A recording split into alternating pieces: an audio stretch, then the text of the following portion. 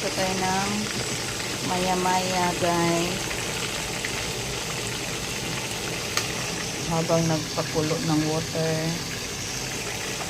Ayan, samukan. Oh, marunong na yung magbukas ng pagkain na sa lata. My God, gutom din siya, guys. Ayan. Ay, wala pala na Ayan, nakangkong tayo, guys. Ayan, guys. Ay, yung isa, guys, doon. Ayan, tapos na yung kangkong natin.